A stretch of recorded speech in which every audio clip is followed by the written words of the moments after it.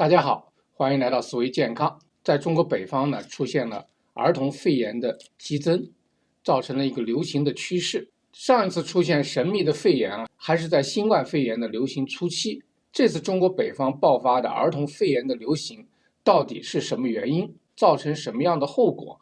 它到底会不会影响到我们世界的其他地方？我们自己应该做好什么样的准备？健康是我们最大的财富，让我们一起管好它。我是杨医师。其实在中国大陆从今年的6月份就不断的出现了新的儿童肺炎激增的趋势，到目前为止呢，已经非常的严重。世界卫生组织也很关心，要求中国提供更多的信息。中国大陆官方提供的资料显示呢，他们没有发现新的病毒或者是细菌，而是有多种可以造成呼吸道感染的病毒和细菌造成的。那我们就来看一下这些细菌和病毒都是什么，它会造成什么样的一个结果。第一个致病因素呢，叫支原体 Mycoplasma。 这个支原体它属于细菌，但是呢，它跟细菌又不一样，它没有一个膜，它对抗生素的耐药性很强，所以常常一般的治疗对它没有什么效果。它造成的症状又比较轻，你要用 X 光胸片一照，它就会有我们说的这个白肺的现象。什么是白肺呢？我们在后面给大家介绍。所以呢，人们把它造成行走的肺炎，就这个人已经有肺炎了，而且呢，从 X 光看还挺严重的，但是他的症状并不明显，他还可以正常的活动行走所以叫做行走的肺炎。这个支原体感染因为症状比较轻通常呢就在社区做一些治疗，吃点抗生素就好了。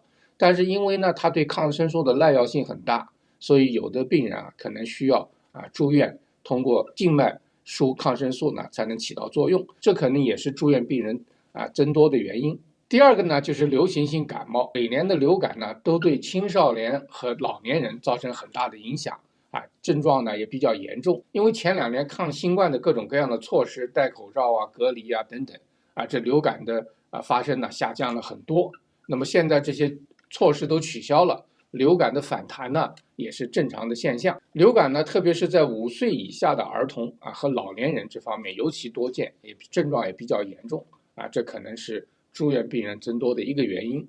第三个呢，就是呼吸道的核病毒和腺病毒。呼吸道的核病毒对儿童的影响也非常大，它跟流感差不多，在前2年呢也基本上消失了，现在又出现了反弹。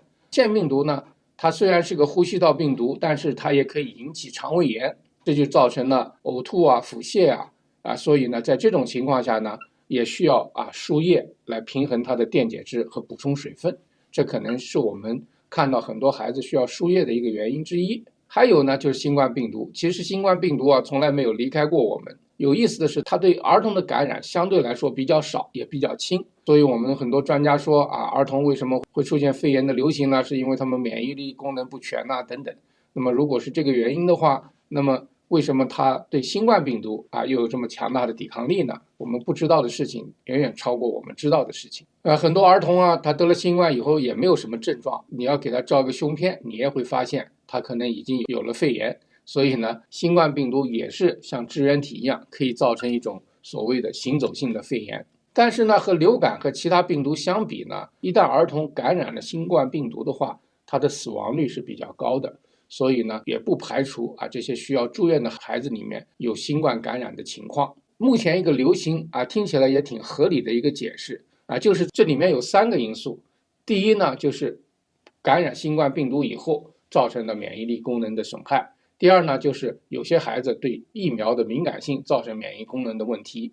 第3个呢，就是免疫负债。什么意思呢？就是你长期的隔离了，你对其他病毒的免疫功能呢没有得到锻炼。一旦隔离和戴口罩的这个措施一结束之后，我们的免疫功能呢就跟不上，因为已经有相当一段时间没有暴露在这些病毒和细菌之下免疫功能没有得到过锻炼他们把它叫做免疫负债。这个解释听起来很合理，但是跟我们看到的统计数据不一样。那么就是中国在今年冬季各种各样的儿童感染是急剧上升，而在全球其他地方它比2022年更低。全球都采取了类似的措施，那么为什么中国的这样升高很多，而全球呢反而下降了？所以上面这个解释不一定能站得住脚。还有一种更合理的解释，就是合并感染。所谓合并感染，就是在感染新冠病毒的同时又感染了其他的细菌病毒，这个呢也可能是目前情况比较严重的原因。也就是说，这次中国北部的儿童肺炎，它实际上是在新冠病毒的基础上合并了其他的感染，包括支原体。有研究表明这个新冠病毒和支原体合并感染的情况呢还是比较普遍的。最后我们可能就要问，这可能是个新的流行病吗？目前的资料有限，还没有证据证明它是一种新的流行病。最大的可能就是我们说的，在新冠病毒感染的基础上合并了其他的病毒和细菌的感染。但是呢，有一种病毒还是值得关注的，就是禽流感。禽流感呢最早来自于中国，后来流传到欧美其他地方，它的变异也很多，也可以在人类造成传播。对禽流感的关注是不能放松的。我们在中国以外的地方的人应该不应该担心这个问题呢？我们应该。河南最近也出现非常离奇的儿童肺炎上升的趋势，它是世界上第2个除中国以外出现这个问题的。上一周每10万人5到14岁的儿童当中呢，就有80个人得了肺炎。这个数字呢远远超过了以往同期的数字。发生在河南的这个儿童肺炎的爆发原因是不是和中国大陆的一样呢？我们拭目以待。最后说一下白肺白肺呢实际上就是我们肺在细菌或者病毒感染之后，在肺泡里出现了很多渗透物，在 X 光底下一看的话它就成一个白色的影像。因为正常情况下我们的肺充满的是气体，在 X 光下看呢它是黑的，一旦有感染造成的渗透物呢，它就表现成白色的影像。好，谢谢您收看我们这次节目。如果您有什么高见，请在留言区跟我们分享。如果您支持我们的节目，请点赞、转发和订阅。端倪世界，守护健康，我们下次节目再见。